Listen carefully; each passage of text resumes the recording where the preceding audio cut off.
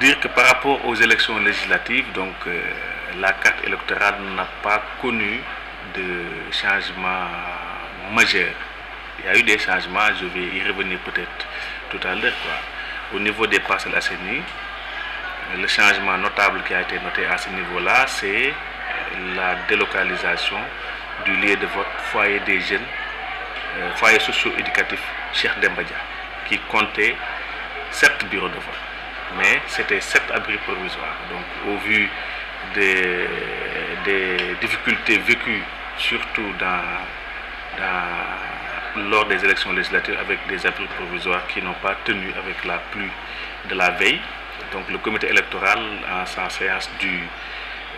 sa réunion du 14 février 2018, avait proposé que ce centre-là soit délocalisé. D'autant plus que, avec le projet du stade de Parcelles Assainies, le maire avait pris une partie de l'assiette du centre pour y ériger une tribune démontable.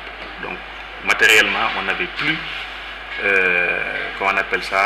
on n'avait plus la possibilité de mettre là-bas 7 bureaux de vote, ce qui a amené à la proposition de délocalisation qui a été validée.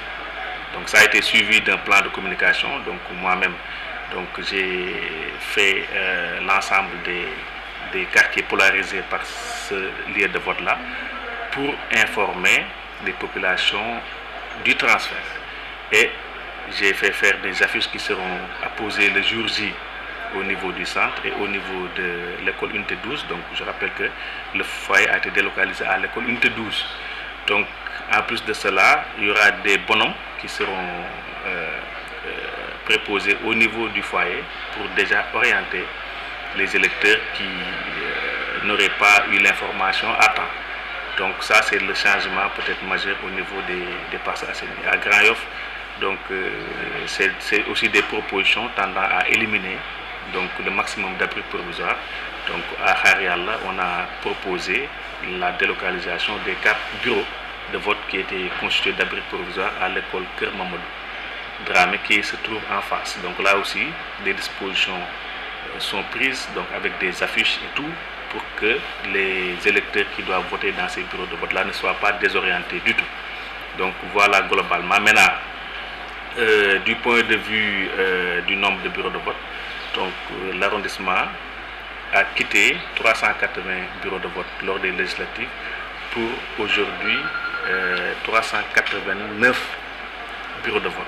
Mais le nombre de lieux de vote qui était de 30 n'a pas du tout changé. Donc c'est le même nombre de bureaux de vote que par rapport aux dernières élections législatives. Voilà, le dispositif, on y est. Donc vous-même, vous allez vous en rendre compte. Donc aujourd'hui, on est fin prêt pour déjà acheminer le matériel électoral au niveau des centres de vote. Donc on attend juste la mise en place des forces de sécurité qui sera faite aujourd'hui. Donc aujourd'hui certainement, nous allons tout le long de la journée mettre en place, après la mise en place des forces de sécurité. Ça c'est un premier élément. Le deuxième élément, c'est que pour cette fois-ci, on a reçu quand même l'ensemble du matériel à temps, y compris les bulletins qui ont été conditionnés. Et vous allez vous en rendre compte tout à l'heure. Ça, c'est un élément. L'autre élément, c'est on a stabilisé le choix des membres du bureau de vote. Au total, l'arrondissement des Parcelles Assainies, ce seront 1167 membres du bureau de vote qui vont siéger dans l'ensemble de l'arrondissement, qui ont été formés le samedi 16 passé. Et on leur a quand même suggéré d'être au niveau des centres de vote à 7 heures pour pouvoir prendre possession du matériel. Il y a encore quelques abris au niveau de l'arrondissement, on en a dénombré 34 par rapport aux 58 des dernières législatives, mais comme je vous ai dit tantôt, nous avons essayé d'en éliminer le maximum pour les loger dans des classes physiques. Hier, j'ai supervisé l'installation des abris provisoires au niveau des lieux de vote concernés. Donc là, on est fin prêt pour dimanche. Cette élection présidentielle aux dernières élections législatives, on sait que pour cette élection-là, le principal défi, c'est la sécurité. Alors que pour les élections législatives, le défi principal, c'était l'organisation avec 47 listes, qu'on a quand même réussi. Donc, et sur cet aspect de la sécurité-là, toutes les dispositions vont être prises pour que le jour du vote, le scrutin se déroule normalement au niveau des centres de vote.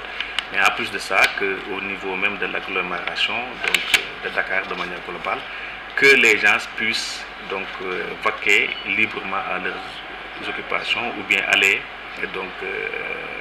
accomplir leurs devoirs civiques sans aucune difficulté. Donc ça, je pense que aussi bien le niveau central en a fait une préoccupation majeure, mais aussi nous, à notre niveau aussi, nous avons tenu des réunions avec nos différents commissaires pour déjà les sensibiliser sur la question, et heureusement qu'eux-mêmes, ils sont déjà dans ces dispositions-là. Maintenant, du point de vue stratégie, vous comprenez un peu que ce n'est pas des choses que je pourrais peut-être dévoiler à travers la presse, mais en tout cas, le jour J, vous vous rendrez compte que le défi sécuritaire sera relevé.